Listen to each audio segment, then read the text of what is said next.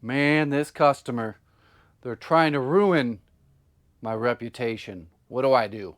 What do I do, handyman? Today's video is a little bit different. Going to talk about a viewer submitted question.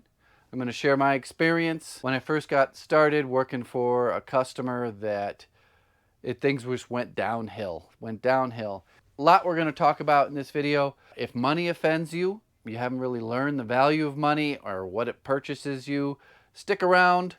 I've got lots of tangents and rabbit holes I'm going down in this video. It'll be a little bit different tone. It's going to be more real handyman and not my online persona. So I got a question submitted through email. And normally I don't take email questions. I only take questions through Patreon. Because of the logistics of the business, the social media business, there's just not enough time. So he's got a problem customer. Gabe, this is your email. Hey man, first year in my handyman business. Currently dealing with some rough customers who aren't willing to pay for the work I did and are asking me to do additional work. Otherwise, they're threatening to tarnish my business. Any advice is greatly appreciated. Thanks for the inspiration. The first year is rough. Beyonce's on the phone again. The first year is tough. You don't have an established reputation. You don't have a large pool of customers that you've had great experiences with that call you for repeat business and refer you. There's no secret ways around it. So I've gotten into situations a few times, way back in my first year, maybe second year, during the Great Recession. I didn't have any money. Nobody had much money. Everybody wanted everything for next to nothing. Sometimes you take jobs just because you have to. That's going to be one of your first goals in the business, is to have enough money where you don't have to take jobs that aren't perfect. If you've got a bad feeling about a customer, you don't have to take the job. You just walk away. So the one I'm going to reference from my personal experience, it was a bathroom remodel. I was still doing this part-time on evenings and weekends. It was a mother-daughter combination, and it was chaotic. The mother, the daughter, they were fighting over the master bedroom of the house that the daughter owned, but the mother purchased. You can already tell this is going downhill quick. I went in, did the initial demo, started prepping the shower for tile. The mother was funding it. The daughter was coming up with the design ideas. I'm going to make a long story short. It didn't work out. There was too much friction between them. I had to walk away. You have to have a clear scope of work. Don't have a whole bunch of things up for interpretation. Get a very clear scope of work and verbally read through it in front of them and get them to sign it. This is the type of tile. Are we going to have a poured shower pan, or are we going to have a fiberglass shower pan? Mirrors, light fixture, paint, baseboard. It's all got to be in writing in a scope of work. To take it one step further, you tell them and have it in writing. Any changes to the scope of work need to involve a change order, where they request a change and you give them a new estimate, an addendum to your scope of work. Once it's agreed upon, okay, this is what the shower is going to be. This is the shower head's going to be on this side versus that side. In writing, especially for new customers that you haven't worked for, new customers that you don't have a long-term relationship with. That's probably the easiest way to avoid it, is make it so clear to them that this is what's going to happen. Any changes will need to have an addendum to this list, and it will have to be in writing, and there will have to be a dollar figure attached to it. I'm going to shift gears a little bit. That's dealing with customers. Now, what about competition that tries to tarnish your reputation? When I first started out, keep in mind this is a long time ago, I had a Facebook. I don't even know if it was designated as a business page. It was an online portfolio.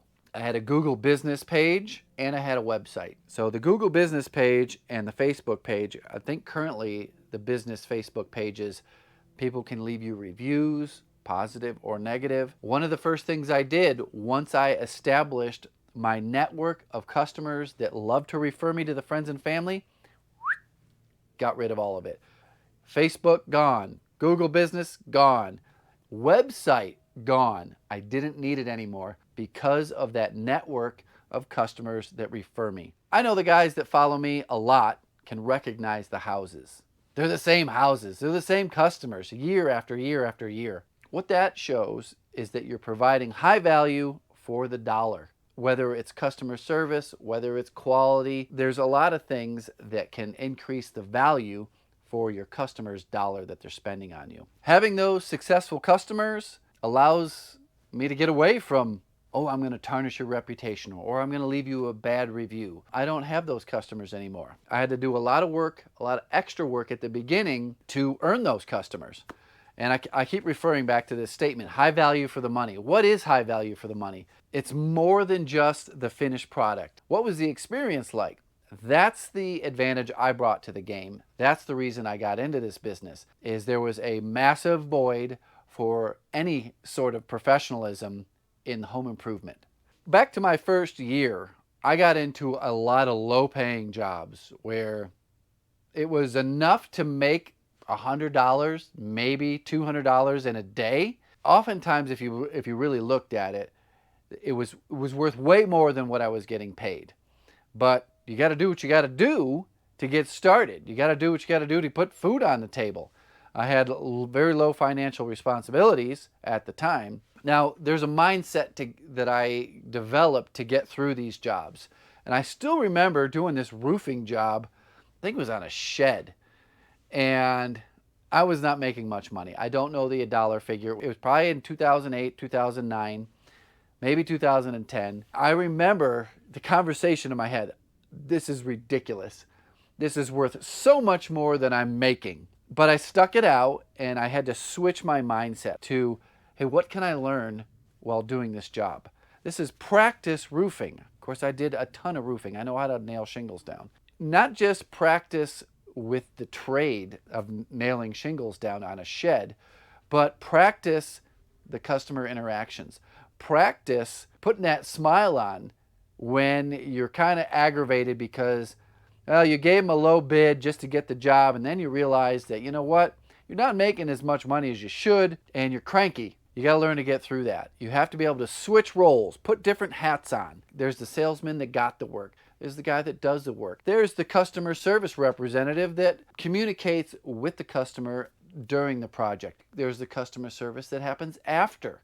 And then there's the salesman again, once all that hard work paid off and that customer calls you again. Or that customer referred you to their neighbor.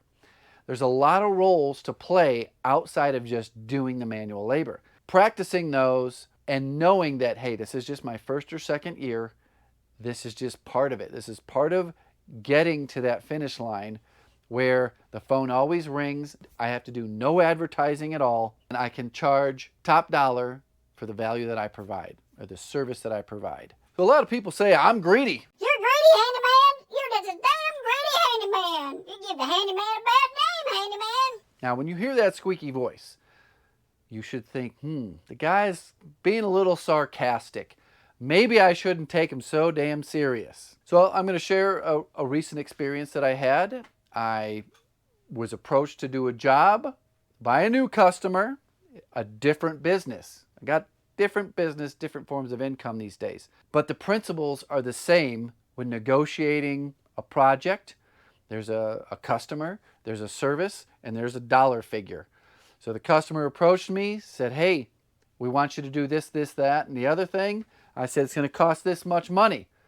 They said, well, let me get with my superiors and we'll let you know. I'm going to use the real numbers. I charge $2,500 minimum to do a certain service. They said, we can only pay you $1,500. This is where larger companies have very specific roles so that that job is done perfectly. The guy that does the work is not the same guy that negotiates the deals. But in my case, I'm everything. And I said, no, hard no. I know that I'm paid $2,500 to do this 50 times a year. I can't do it for $1,500. I have the time to do it. Takes me 1 hour. Actually, it takes me about 30 minutes. Is there time to do it? Yes. Do we need that $1,500? Yes. You can never turn down work that you have time to do and it's all profit. Unless you're so overbooked that you can do other work that pays more. I know what my service is worth. It's worth $2,500. I get paid that all the time. But at the end of the day, who couldn't use an extra $1,500 for 30 minutes to an hour worth of work? still negotiating that project, and I think I have to switch hats and get my accounting hat on and say, okay, we have a goal of X amount of dollars at the end of the year. This will put us another step closer. Shift gears again, go down another tangent. There's this quote floating around: bees don't waste time explaining to flies why honey is better than shit. That's often used by successful people that have haters. And in my last video, apparently I came across the wrong way because I offended a lot of people. But there's a lot more people that weren't offended and learned from it. So I do want to thank you for hitting that thumbs up button and sending me the emails, sending me the private messages, and sending the positive comments. This has to do with why I value money so much. It's when you have kids. Now, I have a video that I put out a couple years ago on my third channel. My dad and I do volunteer work for people who are physically disabled. If you're interested in knowing what the video is and more details about it, DM me on my third Instagram and I'll send you a link to the video that shows you exactly the day and time that it clicked.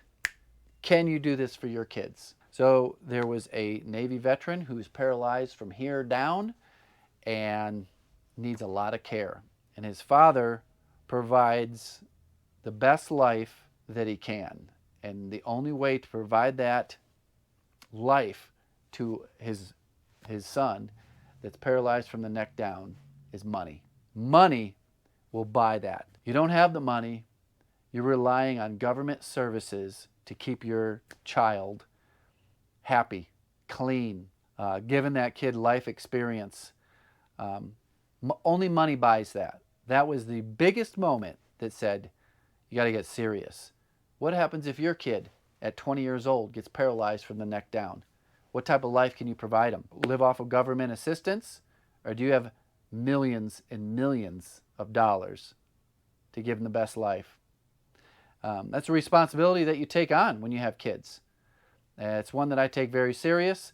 I'm very frugal for my income level. My family lives so far below our means, and we save it all. We save it, we invest it in case something happens and we need it. We need to buy ourselves out of trouble. Coincidentally, I'm in myself a little bit of trouble right now with a rental car agency that is falsely accusing me of damaging their car. It's a sticky situation. I talked to my insurance company and they said, well, with our experience, basically you're screwed. We'll pay for the damages, but all those other extra fees and your deductible, you're on the hook for. Money is the only thing that's going to buy us out of this. The only reason I'm sharing this with you is not to convert grown men into my way of thinking. There's a lot of young guys that have not had any of these experiences and they have no freaking clue. That was me. No clue. Still don't have all the clues, but I'm learning every day that it's better to have a large safety net, financial safety net, than to not have it. To be able to buy yourself out of trouble, buy yourself out of circumstances that are beyond your control. Nobody's going to help you. The only thing that helps is being able to buy your help. A lot of people saying, hey, when are we going to do one of those old school live streams? Even the ladies, got the ladies slide into the DM saying, hey, I need me some old school live stream action. If that's something that you're interested in, maybe you've never experienced one because they're under lock and key these days.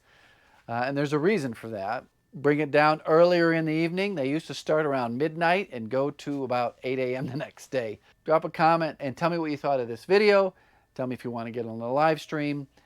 It'll be a week or so. Maybe you're interested in some more behind the scenes action, stuff I'm going through.